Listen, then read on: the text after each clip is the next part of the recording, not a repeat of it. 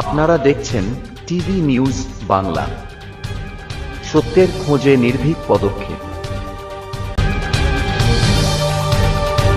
নমস্কার, আপনারা দেখছেন টিভি নিউজ বাংলা। আজকের বড় খবর, পুকুর থেকে উদ্ধার এক ব্যক্তির মৃতদেহকে ঘিরে চাঞ্চল্য ছড়ালো তারকেশ্বরে। ঘটনাটি ঘটেছে বৃহস্পতিবার সকালে তারকেশ্বর থানার গৌরীবাটি এলাকায়। মৃত ব্যক্তির নাম নরেন দুলে, বয়স ৪৮। পরিবার সূত্রে জানা গিয়েছে, গতকাল থেকেই নিখোঁজ ছিলেন তিনি। আজ সকালে বাড়ির সংলগ্ন পুকুরে ভেসে ওঠে তার মৃতদেহ। খবর পেয়ে ঘটনাস্থলে পৌঁছায় তারকেশ্বর থানার পুলিশ। মৃতদেহ উদ্ধার করে ময়নাতদন্তের জন্য পাঠানো হয়। ঘটনায় শোকের ছায়া নেমে এসেছে এলাকা জুড়ে।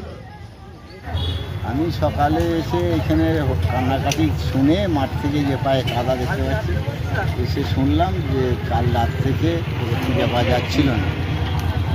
ওর বড়দাদা ডেলেবার পাশে একটা জমিতে একজনের ধান দিতে গিয়ে দেখে দাদা এখানে পড়ে আছে। আচ্ছা, এই অবস্থা। তারপর কান্নাকাটি, আমি একটু 500 ফুট দূরে মাটি ছিলাম, কান্নাকাটি দেখে এলাম। মানে একদিন নিখোঁজ ছিল নাকি? নিখোঁজ হয়ে গেছিল গত রাত থেকে, মানে 8টা 7টার পর থেকে আর খুঁজে পাইনি। এই হচ্ছে। আচ্ছা, আজকে সকালবেলা গিয়ে দেখতে পেলেন জমিতে পড়ে আছে? ওই পুকুর পাড়ে পড়ে আছে। মানে জলে ডুবেছিল বলছে তো জলেতে খাইতে পারি, আমি নিজে দেখি না, শোনা কথা। কি নাম? নরেন দুলে। নরেন দুলে। আর বয়স? বয়স 45।